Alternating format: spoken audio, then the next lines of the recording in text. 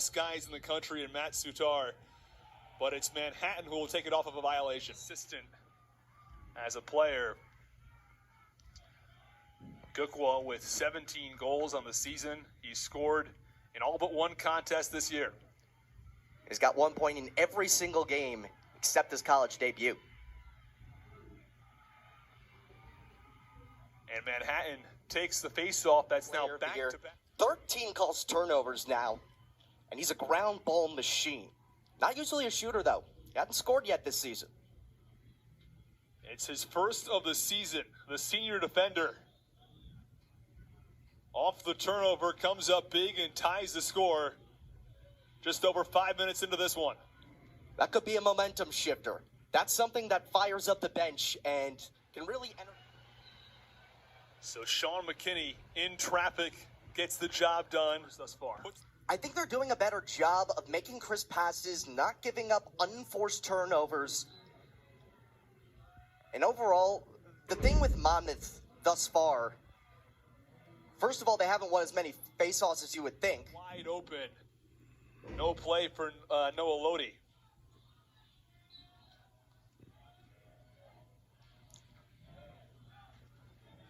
And this time, Monmouth gets the face-off, and it's going to be critical they win more of those, especially with just how dynamic this Manhattan defense doesn't count. So great job by him with that footwork. We talked about this a little bit last time around. Those in-tight shots are often really tough because you just don't shot from Brock Anderson falling down.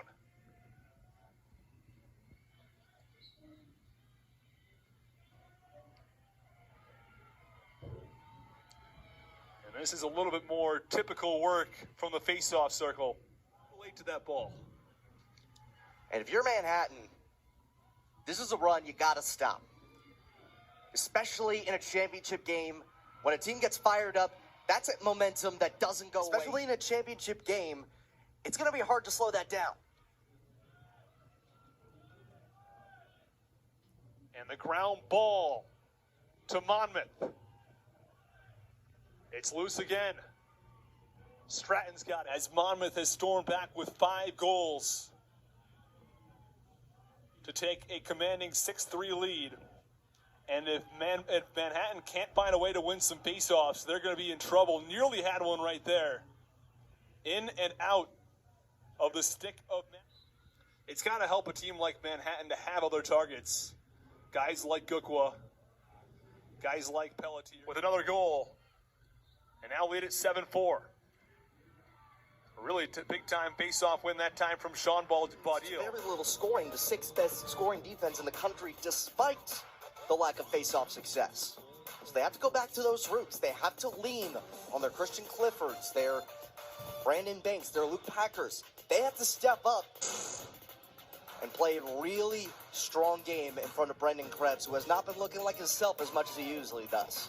Yeah, you know, a guy who has a save percentage at near 600 today, 364. He stopped just 4 out of 11. And we are underway in the second half. The face-off. Back to the Hawks. Soutar swarmed by defenders, but he sticks with it. Behind an X, it could be a tough time for a defender to get around that little, I don't know what you call it, that triangle at the back of the net. You really, if you tiptoe that crease, you make it really tough for the defender to stay with you. And another face-off win. Gibbs for... Talked about momentum needing to shift in the Jaspers' direction. Well, it has not. A pair of goals and another face-off win for Matt Soutar. I think bounce shot might be low, but gets it far down. That's the hardest one to stop, because you think that's going to be at your ankles or your knees, but then it just skies back up. It's so hard to lift that stick up to make the adjustment. So Walsh capitalizes. It's his first goal of the game.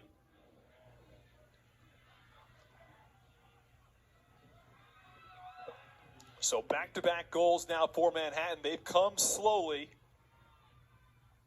But the Jaspers have cut the deficit back to 3. That's where we stood at half, a 7-4 lead for Manhattan. Because odds are he can only do so much. Not much the defense could have done there, though. They really smothered Anderson once he got the ball. Say that's been pretty typical of most of the Monmouth goals. Matt Soutar has been so good in face-off so far today. 14-5 in that department, but a violation for Gukwa. And we talk about the consistency of Kyle Gukwa. Has goals in 8 of 9. So an 11-7 advantage for the Hawks. They've answered every time. With 7:54 to go.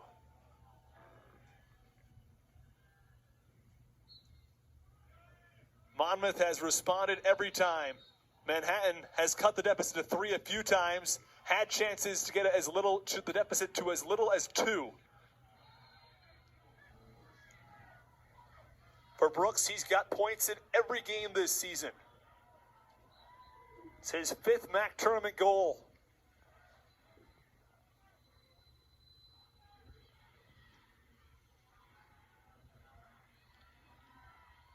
In transition, I talked to Coach Fisher. He said that 2017 team that made the tournament, he said, was more senior heavy than this senior team. And another face-off win for Matt Soutar. So we talk about needing a turnover at this point. And a good chance he ends up being a centerpiece of this Jasper offense come 2022. Oh, I'm sure he will be. Already a centerpiece as a sophomore this year.